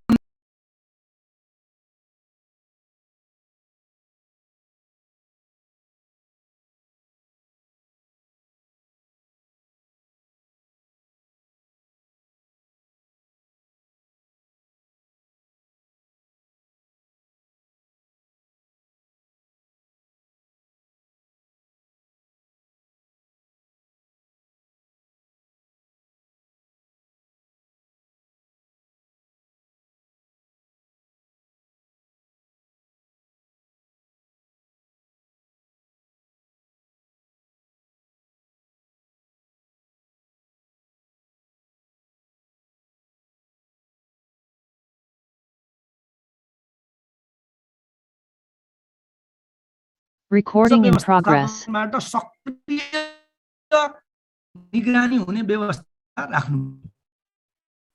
जोखिम व्यवस्थापन गर्ने कुरा, जोखिम व्यवस्थापन टप म्यानेजमेन्ट चाहिँ मुक्त हुन पाउँदैन। त्यो पोलिसीमै, त्यो प्रोग्राममै के हुनु पर्यो कि जोखिम व्यवस्थापन गर्ने कुराको निगरानी चाहिँ उच्च व्यवस्थापन र सञ्चालक समितिबाट पनि हुनुपर्ने व्यवस्था गर्नु पर्यो त्यो प्रोग्राममा। दोस्रो, नीति एवं प्रक्रियागत विषयको पर्याप्तता। जोखिम व्यवस्थापन गर्नका लागि आवश्यक नीति र प्रक्रियाहरू पर्याप्त मात्रामा हुनु पर्यो। पूर्ण रूपको मात्रामा प्रक्रियाहरू र विधिहरू हुनु पर्यो। ती के हुन् हामी डिस्कस गर्छौँ, आज भ्याइँदैन भोलि भ्याइन्छ है। अर्को चाहिँ प्रभावकारी जोखिम व्यवस्थापन कार्य, रिस्क म्यानेजमेन्ट फङ्सन हुनु पर्यो। छुट्टै रिस्क म्यानेजमेन्ट व्यवस्थापन हुनु पर्यो, विभाग हुनु पर्यो। रिस्क म्यानेजमेन्ट सिस्टम हुनु पर्यो, रिस्क म्यानेजमेन्टको प्रोग्राम हुनु पर्यो, त्यस्तै गरी रिस्क म्यानेजमेन्टको के हुनु पर्यो, विभाग हुनु पर्यो ब्याङ्कमा। अर्को चाहिँ उपयुक्त व्यवस्थापन सूचना प्रणाली, management information system regarding risk management सिस्टमको लागि सूचना प्रणाली हुनु पर्यो। त्यो भनेको के, सञ्चार गर्ने, कसलाई रिपोर्टिङ गर्ने, कहाँबाट डाटा पाउने, यो कुरा पनि प्रष्ट रूपमा व्यवस्था भएको हुनु पर्यो। त्यस्तै गरी प्रभावकारी आन्तरिक नियन्त्रण प्रणाली एवं सीमा भनेको संस्थाभित्रै जोखिम लिने विभागको नियन्त्रण अर्को विभागले लिनु पर्यो। जुन विभागले बिजनेस गर्छ त्यही विभागले जोखिम नियन्त्रण गर्ने होइन। जोखिम नियन्त्रण गर्ने विभाग अलग हुन्छ, बिजनेस गर्ने विभाग अलग हुन्छ। नियन्त्रण प्रणाली भनेको एकजना गरेको कार्यको नियन्त्रण गर्ने अर्को व्यक्ति वा विभाग हुनु पर्यो। अर्को चाहिँ संस्थाको सञ्चालक समितिले संस्थाले वहन गर्न चाहेको जोखिम र संस्थालाई ग्राह्य हुने सीमा, टोलरेन्स लिमिट पहिचान गरी जोखिम रणनीति तयार गर्नुपर्छ। भनेको मतलब के, कतिसम्म तपाईँ जोखिम लिने हो त्यो सञ्चालक समितिले निर्णय गर्नु पर्यो हैन, र कति सीमासम्म तपाईँ जोखिम लिने हो त्यो भनेको के हो। फेरि जस्तै तपाईँले भन्नुभयो नि, तपाईँलाई म भनौँ रियल इस्टेट कर्जामा हामी 10 अर्ब लगानी गरौँ भनेको के हो, रियल एस्टेट एरियाको चाहिँ रिस्क एपेटाइट हो। तपाईँले सञ्चालक समितिले तपाईँलाई भन्यो हो कि रियल इस्टेट कर्जा 10 अरबमा नबढ्ने गरी लगानी गर्नुहोस् भनेको त्यो तपाईँको रिस्क एपेटाइट हो। रियलमा चाहिँ, रियल इस्टेटमा चाहिँ ब्याङ्कले 10 अर्बसम्म लगानी गर्ने के क्षमता राख्छ भन्ने कुरा हो हैन। र संस्थाको समग्र जोखिम व्यवस्थापनको लागि सञ्चालक समिति उत्तरदायी हुनुपर्छ। जस्तै जोखिमको विषयलाई लिएर सञ्चालक समितिले चाहिँ अरूलाई दोष लाउन पाइँदैन। अल्टिमेट रेस्पोन्सिबिलिटी सञ्चालक समितिको हो। उसले तल व्यवस्थापनलाई कन्ट्रोल गरोस्, कर्मचारीलाई कन्ट्रोल गरोस् पाइन्छ, तर अल्टिमेट जवाफदेही चाहिँ सञ्चालक समितिको हो। नेपाल राष्ट्र ब्याङ्कमा, नेपाल सरकारमा ब्याङ्कको जोखिमको विषयमा जवाफ कसले दिनुपर्छ त तपाईँको यो सञ्चालक समितिले दिनुपर्छ। त्यसको उत्तरदायित्व हो यो हैन। उसले चाहिँ मलाई त थाहा भएन, तल विभागकाले के गरे, सिइओले के गरे भन्न पाइँदैन। के हो यसको अल्टिमेट रेस्पोन्सिबिलिटी चाहिँ सञ्चालक समितिको हो। अर्को चाहिँ बैंक तथा वित्तीय संस्थामा अन्तर्निहित खास महत्त्वका मूलभूत जोखिम, मार्केट रिस्कको सामना गर्ने नीति तथा कार्यविधि संस्थाको सञ्चालक समितिबाट स्वीकृत गर्नुपर्नेछ। र मेटेरियल रिस्क है यो, बैंक तथा वित्तीय संस्थामा अन्तर्निहित खास महत्त्वका मूलभूत जोखिम भनेको मेटेरियल रिस्क भनेको बैंकमा कुनै पनि व्यवसायमा धेरै किसिमका रिस्क हुन्छन्, तर बैंकमा विशेष किसिमका रिस्कहरूलाई चाहिँ मेटेरियल रिस्क भनिन्छ भाइ बहिनी। जस्तै तरलता सम्बन्धी जोखिम हैन, तपाईको चाहिँ बजार सम्बन्धी जोखिम, कर्जा सम्बन्धी जोखिम, सञ्चालन सम्बन्धी जोखिम, यी चाहिँ बैंकका प्रमुख जोखिमका एरिया हुन् जसको चाहिँ परिभाषा र तपाईको चाहिँ व्यवस्थापन गर्ने तरिका सायद हामी भोलि छलफल गर्छौं, आज भ्याइँदैन हैन, यहाँ छ। र मेटेरियल रिस्कको बारेमा के गर्नु पर्यो, सञ्चालक समितिबाट निर्णय हुनु पर्यो र वर्षको एकपटक पुनरावलोकन हुनु पर्यो र आवश्यक देखिएमा बीचबीचमा समायोजन या अध्यावधिक पनि हुनु पर्यो। त्यसैगरी संस्थाको जोखिम व्यवस्थापन सम्बद्ध नीति, कार्यविधि, प्रक्रिया कार्यान्वयन गर्नु उच्च व्यवस्थापनको कर्तव्य हुनेछ। कार्यान्वयन गर्ने चाहिँ कसले भयो त? उच्च व्यवस्थापनको। संस्थाको सञ्चालक समिति र उच्च व्यवस्थापनले जोखिम सम्बन्धी प्रतिवेदन कम्तीमा त्रैमासमा एकपटक र आवश्यकता अनुरूप जुनसुकै समयमा अध्ययन छलफल गर्नुपर्नेछ। त्यस्तै संस्थामा प्रमुख जोखिम अधिकृत चीफ रिस्क अफिसर CRO को व्यवस्था गर्नुपर्छ। एउटा व्यक्ति या एउटा चाहिँ विभागको प्रमुखलाई चाहिँ चीफ रिस्क अफिसरको व्यवस्था भनेर तोक्नुपर्छ। नेपाल बैंक, राष्ट्रिय वाणिज्य बैंक र कृषि विकास बैंकमा रिस्क म्यानेजमेन्ट डिपार्टमेन्टको प्रमुखलाई नै चीफ रिस्क अफिसर भनेर तोकिएको छ प्र्याक्टिकली है। संस्थाको प्रमुख जोखिम अधिकृत वा यस्तै समान पद अन्तर्गत रहने गरी स्वतन्त्र जोखिम व्यवस्थापन कार्यको व्यवस्था गर्नुपर्छ। संस्थाको आकार एवं कारोबारको विशिष्टतासँग तादात्म्य हुने गरी आवश्यकता अनुसार प्रत्येक जोखिम व्यवस्थापनको लागि छुट्टा छुट्टै वा गाभेर इकाइ महाशाखाको व्यवस्था गर्न सकिनेछ। जोखिम व्यवस्थापन कार्यले कम्तीमा देखाएका विषयहरू समेट्नुपर्छ।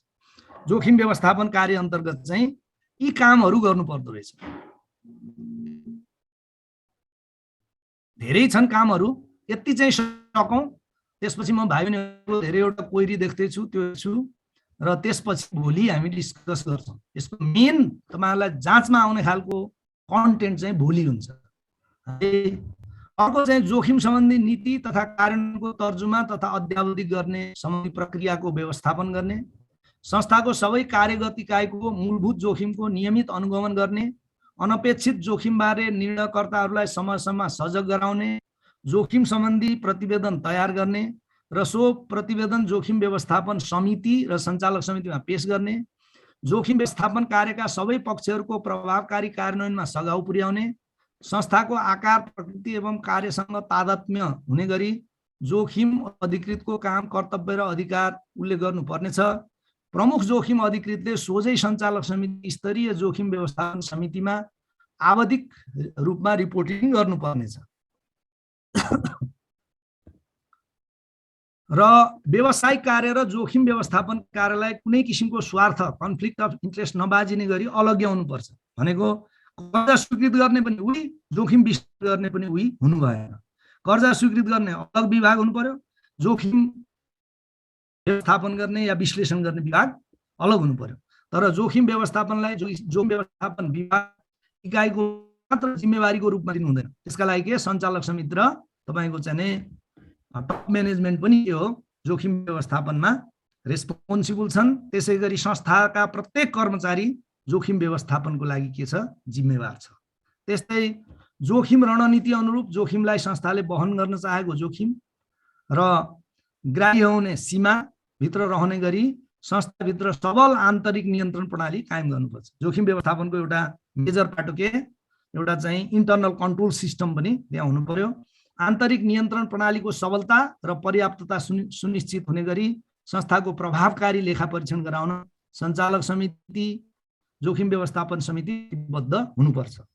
संस्थाले सबै प्रकारका मूलभूत जोखिमहरू अल मेटेरियल रिस्कको व्यवस्थापनको लागि कार्यान्वयनमा रहेको नीति प्रक्रिया एवं प्रमुख जोखिम अधिकृतको कार्यादेश, जोखिम शासन संरचना, रिस्क गभर्नेन्स स्ट्रक्चर लगायतका विषय समेटी वार्षिक प्रतिवेदन तयार गरी आर्थिक वर्ष समाप्त भएको भित्र सम्बन्धित सुपरिवेक्षण विभागमा पेश गर्नुपर्छ। अब जोखिमको वर्गीकरण, अब मेन तपाईहरुलाई सहायक स्तरलाई आउने चाहिँ जो वर्गीकरण र त्यसबाट चाहिँ मेजर क्वेशन आउने सम्भावना हुन्छ। माथिको कुरा चाहिँ तपाईको जनरल नलेजको लागि पनि हो, कति अवधिमा त्यसको रिपोर्टिङ गर्नुपर्छ हैन, चीफ जोखिम अफिसर भनेको को हो भन्ने खालको सर्टमा आउन सक्छ, तर लङमा आउने चाहिँ हाम्रो जोखिमको वर्गीकरण। त्यो भनेको के, बैंकमा कति खालका जोखिम छन्, प्रमुख जोखिम छन्, त्यसको व्यवस्थापन कसरी गर्ने भन्ने कुरा चाहिँ मेजर कन्टेन्ट हो। धेरै हामी विस्तारमा यसको वर्णन गर्छौं र तपाईलाई धेरै कुरा सम्झाउनु पर्छ भोलिको चीजमा। त जोखिम वर्गीकरण अन्तर्गत बैंकमा चाहिँ मुख्य जोखिम भनेको कर्जा जोखिम हो, जसलाई क्रेडिट रिस्क भन्छौं भाइ बहिनी हो। त्यो भनेको के हो, त्यसलाई व्यवस्थित कसरी गर्ने भोलि हामी डिस्कस गर्छौं। त्यसैगरी अर्को सञ्चालन जोखिम हो, त्यसलाई अपरेसनल रिस्क भन्छौं। कसरी सञ्चालन जोखिम आउँछ, सञ्चालन जोखिम भनेको के हो, त्यसलाई कसरी गर्ने भन्ने हामी डिटेलमा डिस्कस गर्छौं। बजार जोखिमको बारेमा हामी भोलि कुरा गर्छौं, ब्याज दर जोखिमको बारेमा कुरा गर्छौं, विदेशी जोखिमको बारेमा कुरा गर्छौं र अन्य जोखिमको बारेमा कुरा गर्छौं। यी प्रत्येक जोखिमबाट फुल क्वेशन आउन सक्छ। प्रत्येक जोखिम जति छन् यो फुल क्वेशन आउने टाइपको छ। यसबाट सर्ट क्वेशन टिक लाउने त आउँछ, फुल क्वेशन पनि आउन सक्छ। यसै कारणले हामी एकदम विस्तृतमा गहिरो रूपमा यी जोखिमहरूको बारेमा भोलि डिस्कस गर्छौं। अहिले सायद अब त्यही सिलेबसको बारेमा भाइ बहिनीका धेरै क्वेरी आए जस्तो देखिन्छ। म हेर्छु है त के रहेछ।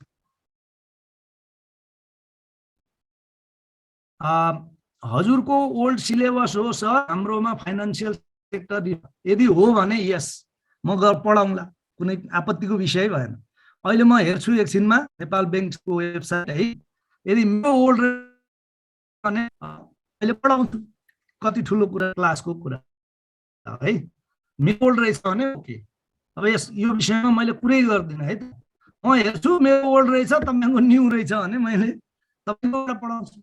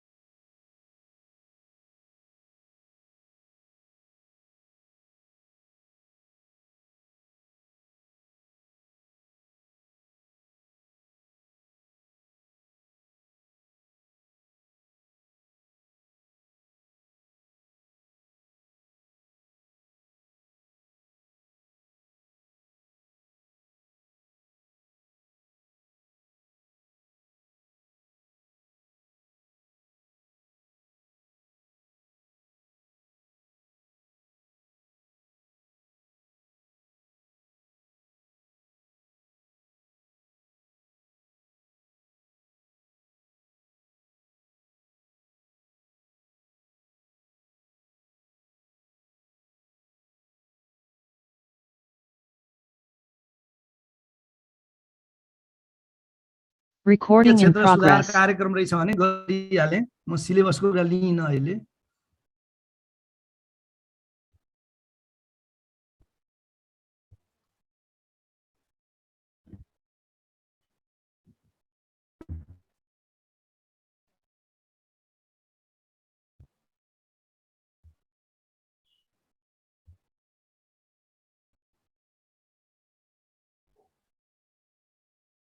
एकजनाले सोध्नु भएछ नेपाल राष्ट्र बैंकको निर्देशिका अनुसार सुन चाँदीका बैंकमा एकजना व्यक्तिलाई कति लाखसम्म 8 लाख हो भाइ बहिनी हो 8 लाखसम्म दिन सकिन्छ एउटा तम्सुबाट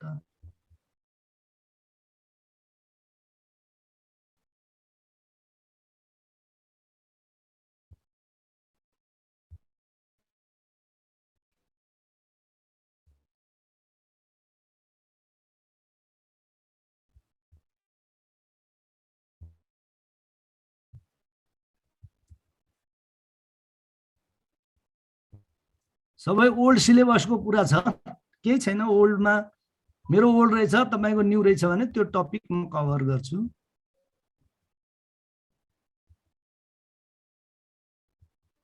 ओके अब केही पनि छैन नयाँ टपिकको बारेमा जुन यहाँ पढेका चीजहरु आयो भने म त्यसको गर्छु सर हामीले के एउटा क्वेशन नेपाली एउटा क्वेशन का लेख्ने पाउँछ कि नै पाउँछ भाइ बहिनी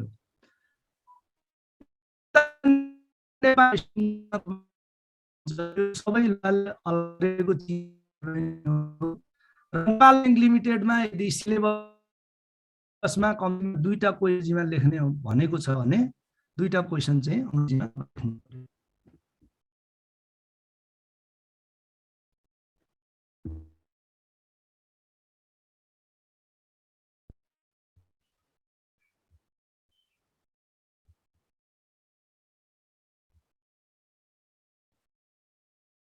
म स्लाइड देखाउँछु भाइ बहिनी हो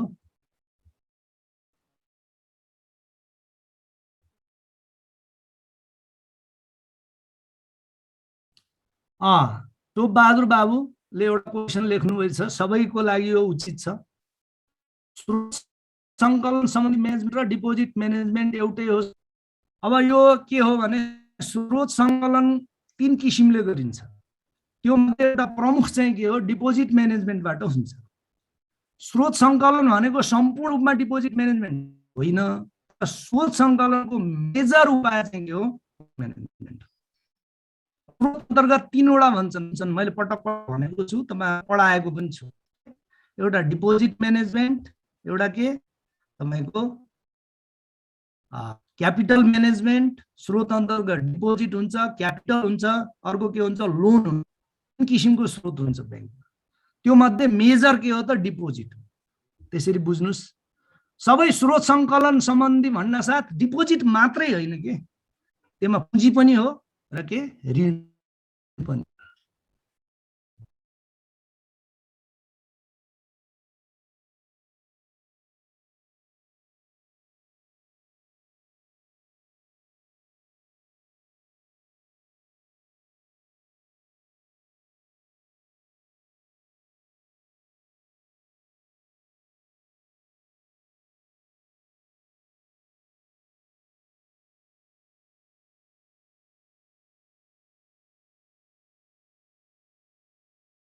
Recording in progress. आज हामीले के पढ्यौं त भन्दा नेपाल बैंक लिमिटेडको सिलेबस अन्तर्गतको बैंकहरुमा लागत व्यवस्थापन भन्ने एउटा टपिक छ त्यो लागत व्यवस्थापनको हामीले डिटेलमा हामीले कुरा गर्यौं लागत भनेको के हो लागत व्यवस्थापन भनेको के हो र लागत व्यवस्थापन कसरी गर्न सकिन्छ भन्ने सन्दर्भमा बजेटको कुरा हामीले एकदम डिटेलमा डिस्कस गर्यौं त्यस्तै गरी लागत घटाउने विधिहरु 7 वटा हामीले विधिहरुको छलफल गर्यौं त्यस अन्तर्गत सही लक्ष्य निर्धारण गर्ने कुरा पहिलो विधि अन्तर्गत हामीले छलफल गर्यौं त्यस्तै गरी व्यवसाय सम्बन्धी निर्णय लिँदा तथ्याङ्कको आधारमा लिने यो दोस्रो विधि हामीले छलफल गर्यौं त्यस्तै गरी बजेटको जवाफदेहिता अकाउन्टेबिलिटी निर्धारण गर्ने विषयको हामीले कुरा गर्यौं त्यस्तै गरी अर्को लागतको प्रमुख स्रोतमै लागत कम गर्ने प्रयत्न गर्ने target cost at their source भन्ने विषयमा हामीले छलफल गर्यौं त्यस्तै गरी व्यवसायका सहजै कार्यान्वयन गर्न सकिने क्षेत्र छनौट गर्ने विषयमा हामीले कुरा गर्यौं त्यस्तै गरी व्यवसायका विभिन्न पक्षको अन्तर्सम्बन्धलाई व्यवस्थित गर्ने कुरा हामीले गर्यौं र 7औं नम्बरमा प्रभावकारी सञ्चार इफेक्टिभ कम्युनिकेसन सिस्टम हुनुपर्छ, लागत म्यानेजमेन्ट गर्न, लागतलाई कम गर्न भन्ने कुरा हामीले गर्यौं। त्यस्तै जोखिम व्यवस्थापन गर्ने सम्बन्धी व्यवस्थाको हामीले जस्ट सुरुवात मात्रै गर्यौं। जोखिम व्यवस्थापन सम्बन्धमा नेपाल राष्ट्र बैंकले बेसिकली के भनेको छ भन्ने कुराहरू खाली छोटो मात्रै हामीले कुरा गरेका छौं र भोलि हामी जोखिम व्यवस्थापनको चाहिँ बैंकमा जोखिम व्यवस्थापन धेरै ठुलो एरिया हो। बैंकमा चाहिँ के जोखिम हुन्छन्, जस्तै कर्जा जोखिम भनेको के हो, यसलाई चाहिँ कसरी व्यवस्थापन गर्ने, सञ्चालन जोखिम भनेको के हो, यसलाई कसरी व्यवस्थापन गर्ने, तरलता जोखिम भनेको के हो, यसलाई कसरी व्यवस्थापन गर्ने भनेर यदि 6-7 वटा जोखिमको हामी व्याख्या गर्छौं। त्यसलाई नोट फर्ममा हामी छलफल गर्छौं। तपाईको एक्जाममा लेख्ने फर्ममा चाहिँ हामी छलफल गर्छौं।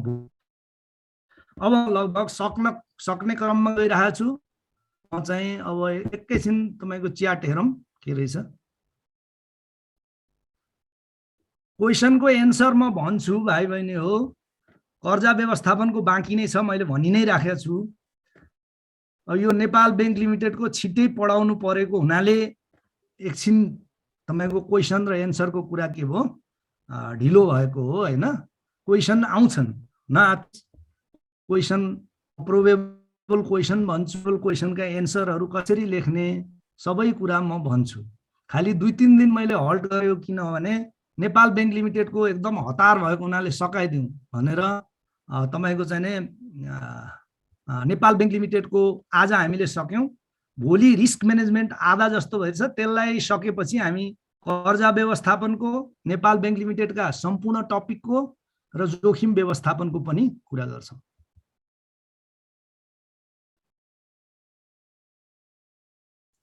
नेपाल बैंक लिमिटेडको नेपाली र इंग्लिश दुईटैमा हुन्छ, तर तपाईहरुकै सिलेबसमा 2टा क्वेशन चाहिँ अंग्रेजीमै लेख्नुपर्छ भनेर भनेको छ भने म हेर्छु एकछिन पछि, छ भने त अंग्रेजीमै लेख्नु पर्यो। ल यति नै रहेछ सर। गैर नेपालीको हकमा सुन चाँदीको कस्तो व्यवस्था छ? सुन चाँदी कर्जा चाहिँ नेपाली नागरिकले मात्रै पाउँछ है। यसमा चाहिँ गैर नेपाली नागरिक विदेशीको सुन चाँदी लिएर तपाई लाउन सक्नुहुन्न। सर मलाई थाहा छैन है, यो चाहिँ सिलेबसै हेर्नुपर्छ, यसका लागि सिलेबसै हेर्नुपर्छ है। अब त्यो इंग्लिश कम्पलसरी छैन सर अहिले भन्नुभयो राजु घिमिरेले। मैले भने नि त यो मैले भनेको होइन, कोही भाइ बहिनीले भने हो। यदि नयाँ सिलेबसमा इंग्लिशमै लेख्नुपर्छ भनेर रहेछ भने त लेख्नु पर्यो मात्रै भनेको। मैले तपाईलाई मैले इंग्लिशमा लेख्नुपर्छ यो भनेको छैन। हेरौँला, मैले भोलि म तपाईलाई कन्फिडेन्ट साथ भनिदिन्छु कि इंग्लिशमा लेख्नु पर्दो रहेछ कि रहेनछ भनेर है। ल अब यति गरौँ अहिलेलाई। म तपाईहरु धेरै सबैलाई धन्यवाद दिन्छु। भोलि साँझ भेटौँला। हामी चाहिँ रिस्क म्यानेजमेन्टका विभिन्न रिस्कहरुको बारेमा भोलि चाहिँ कुरा गर्छौं। Thank you very much for today. Hello web Recording stop. हजुर सर। ल आजलाई मैले अलिकता 2-4 मिनेट छिटो नै सके है। नयाँ टपिक एकदम ठुलो भएको हुनाले अहिले स्टार्ट गर्न त्यति उ भएन। रिस्क म्यानेजमेन्ट गर्दैछु मैले। नेपाल बैंक कविता सापकोटाजीले रेजेन्ट गर्नु भएको छ सर, उहाँको भइसकेको हो के चाहिँ? कविता सापकोटाजीले रेजेन्ट खै गर्नु मलाई भएको थाहा छ। छैन, म च्याटबाट मात्रै लिइरहेको छु। रेज हेन्ड त अब अलाउ गर्दैन क्या र? तपाईको सिस्टमले अलाउ गर्छ भने दिनु न, तपाईले गर्दिनु त, तपाईले मिलाइदिनु अनि म। हेलो कविता, नमस्कार, भन्नु कविता। एउटा क्वेशन, यो आजको रिलेटेड त होइन है, म कस्तो कन्फ्युज भए। वाणिज्य ब्याङ्कहरूले कर्जा लगानी सम्बन्धी कार्य अन्तर्गत विभिन्न परियोजनामा कर्जा विस्तार गर्दै जानु पनि महत्त्वपूर्ण कार्य हो। यसै सन्दर्भमा कुनै एक जलविद्युत परियोजनाले चालु पुँजी कर्जा तथा दीर्घकालीन